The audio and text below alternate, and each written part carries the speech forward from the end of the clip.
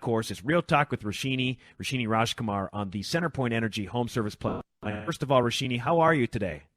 You know, I'm doing well, and thank you so much for the promotion of the series, because it really is something that people have been getting involved with. I'm listening to them. In fact, VJ Smith came on. That was a direct request from one of my listeners that we include him in the series, and we'll get into that. But, Cory, I really love what you said about the city, and I'm so glad you remain hopeful, because as a resident of the city for now the past 14 and a half years since I left TV News, I've been living in Minneapolis, I am actually having a hard time being hopeful. So I need to really remember the words that you're saying. We need to be hopeful.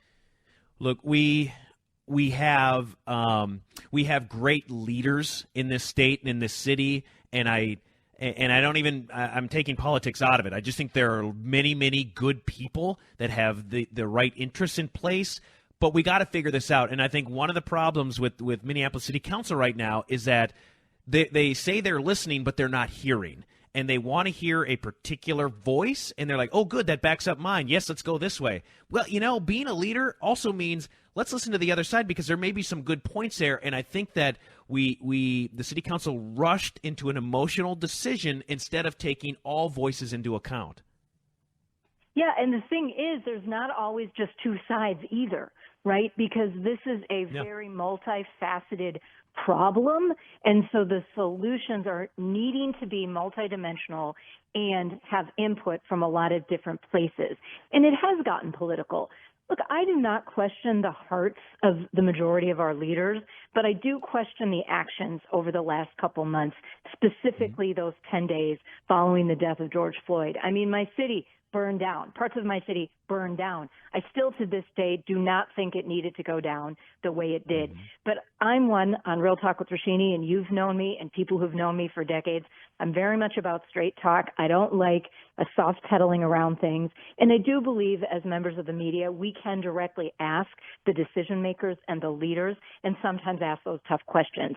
So this three-part series is really meant to bring as many of the key voices to the table. Let's call them the players who could help and actually bring about the solutions. I am still waiting to hear from Mayor Jacob Frey, still waiting to get a yes from him. If he says yes, he'll come on this Sunday, as well as Chief Arredondo, still waiting to hear from him. But I am happy that three council members, Jeremiah Ellison, Steve Fletcher, and Lene Palmisano, will join me this Sunday. We've dedicated the entire 1 o'clock hour every Sunday, now for the third Sunday, to this Crisis in Minneapolis series. People have reached out. People have called in. It's in many cases their first chance to directly ask questions of these leaders, and I'm very dedicated to hearing those voices. So text and phone lines will be open, and it's really interesting when people ask these direct questions. No one can really hide from those questions, Cory. So I'm looking forward to another good hour this Sunday, the 1 o'clock hour. Yeah. And that's one thing I think is really unique. You're allowing people, so if anyone here is listening, make sure you're tuning in on Sunday, because you can ask those questions directly to these city council members. And some of the questions that I think need to be answered on, look, you know, we've got a spike in gun violence in our city. What you know, you push out the narrative that you don't want police. Well, then people in North Minneapolis, I've seen stories every day, people living there going, I don't want police to be gone. So how are you answering and responding to those questions? Because if you say, well, no, there'll be police, well, that's not what you said early on, which became confusing. And then what is the role of police? That looks more like major reform. I just think they got in way ahead of their skis here and got way into it without a plan. I've related it like they jumped into a pool without knowing what they were going to hit. Yeah, and I'm a strategic communicator. I always love a plan. You cannot speak to the media until you have a plan. And many of these city council members have gone on national media, and so they're representing our entire city. And I have people from other states, whether they're friends or colleagues or other shows I'm on in other states, saying, what's happening with your city council? I just saw them on Fox or CNBC, and they said this. And I said, look, I'm going to ask them directly because I don't get it. Now, I have heard one term that I'm very curious. It's a term I heard from Lisa Bender when she was on with Jordana a couple weeks ago, and that's this holistic approach.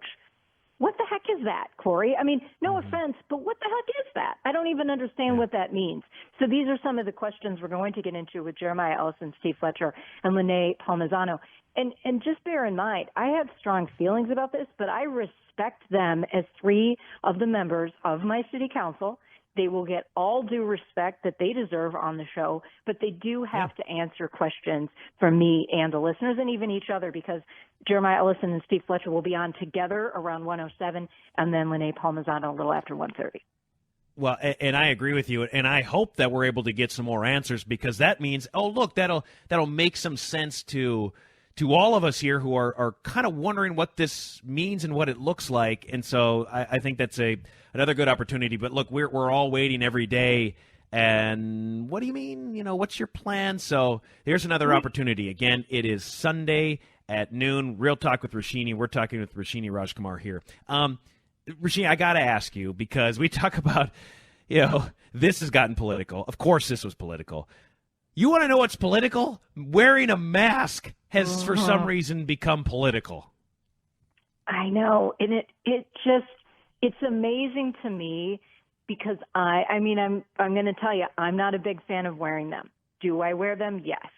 Do I feel claustrophobized every time I'm wearing them? Yes, because I just love the fresh air. What's confusing to me, Cory, is we're getting mixed messages from the scientists and the doctors. Way back, many weeks ago, Dr. Fauci waved a mask at us and said these things do nothing to prevent the spread of COVID. He has done a 180 on that. Other medical experts have also. So I just want the truth, and I want us to be safe. We all want us to be safe, but this is a topic that's unfortunately dividing neighbors, dividing families, and I think we need to really keep that in mind, because there's a lot of sadness that comes with this topic too. Yeah, I think that, obviously early on, even the Attorney General, Solomon, he said, masks don't help. And that was in March. But if you look at like the CDC, the Mayo Clinic, the WHO, they all say, yes, masks help. One thing that stands out to me is that all of these, universities that come out with all these modelings, they push out two different versions now. They're like, hey, here's one if we don't wear masks, which is much deadlier. And then if we decide to wear masks, the number's much lower. It's amazing to me, though, that people still resist like it's a right. Like, I just look at it this way. I love you enough and myself enough and respect you and myself enough that I'm going to do it for both of us. Mm-hmm. Yeah, and the thing is, this is a free country, and if that makes you feel comfortable and you're going into an establishment that's requiring it, then by all means, we need to do that, right? So I think another piece of this is, and Minnesota has had fairly low numbers compared with many parts of the country, we also are being much more in tune to washing hands and being a lot cleaner. I mean, think of all the people you used to walk out of public restrooms or the restroom at the health club and didn't wash their hands. Now nobody is doing that, right, if they're even going into those spaces. So I think in general, all of us are just a lot more hygienic because of what we've been living through with COVID. Yeah. Roshini, great to catch up with you. Have a great show on Sunday, noon here on News Talk 830 WCCO. Thank you for your Crisis in Minneapolis series. You're doing a great job. Thank you, Cory. You guys have a great day.